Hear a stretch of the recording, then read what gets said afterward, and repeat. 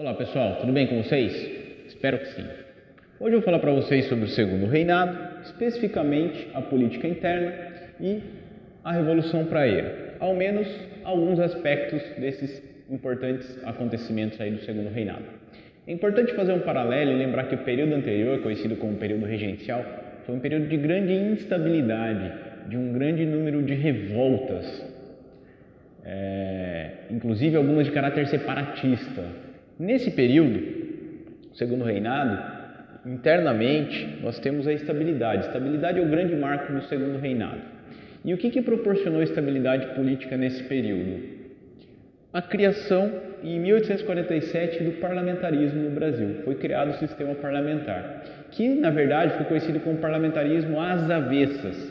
Por que parlamentarismo às avessas? Porque foi adotado, foi feita uma cópia do modelo inglês, foi adotado o modelo inglês e adaptado à realidade brasileira. No modelo inglês, o rei é figura simbólica e, de fato, quem manda é o parlamento. No caso brasileiro, embora tenha sido escolhido, tenha sido nomeado um primeiro-ministro, que seria aí, teoricamente, o responsável por comandar o país, quem na prática comandava era o próprio imperador, sobretudo porque ainda existia o poder moderador.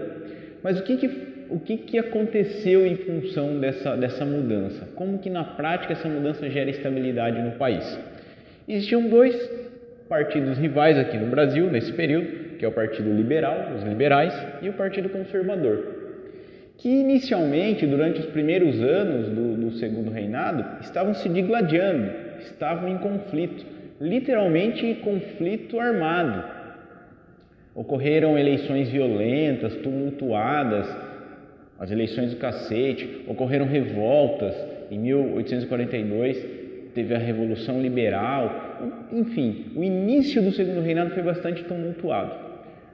O que o Dom Pedro conseguiu com a criação do parlamentarismo? Ora, se durante as eleições forem eleitos deputados e senadores liberais, o que o Dom Pedro pode fazer? Ele pode escolher um primeiro-ministro liberal.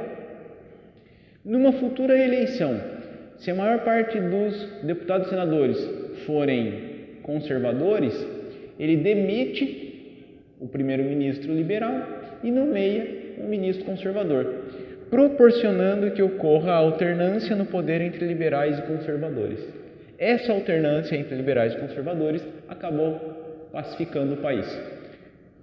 O único momento em que não houve alternância foi o período entre 1853 e 1858, quando formou-se o Gabinete da Conciliação, em que existiam liberais e conservadores. Mas tirando o período 1853 e 1858, o grande marco do Brasil foi a alternância entre liberais e conservadores, ok? Um outro ponto fundamental, para finalizarmos a ideia geral, as linhas gerais da política interna, é a manutenção do voto censitário. A grande questão é que a renda para poder ser eleitor e para poder ser candidato no Brasil nesse período dobrou, o que tornou o sistema ainda mais elitista. Lembrando que esses dois partidos eram compostos pela elite brasileira, ok? Então, manutenção de uma elite no poder, pacificação e alternância dos dois principais partidos. Esse é o resumo da política interna, ok? Nesse período, explode a Revolução Praeira, foi o único grande movimento no Segundo Reinado. Comparativamente, isso é quase nada, né, comparado ao período regencial, que é bem mais curto e bem mais tumultuado. Então, nós temos a Revolução Praeira eclodindo em Pernambuco, em 1848, com algumas características que eu quero destacar aqui para vocês.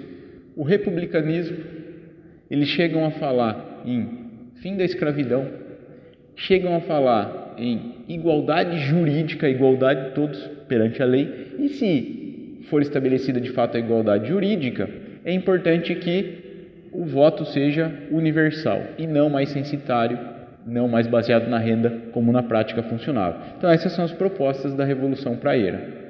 Por essas propostas, ela tem um caráter conhecido como caráter liberal, ok? Só para finalizarmos, é importante saber que essa revolução ela acaba sendo influência dos acontecimentos que marcavam a Europa nesse período, em 1848, a chamada Primavera dos Povos, com caráter liberal, nacionalista e socialista. Então, algumas dessas ideias se difundem pela América também e chegam no Brasil, influenciando aqui esse processo. Eu vou ficando por aqui. Um grande abraço. Até a próxima.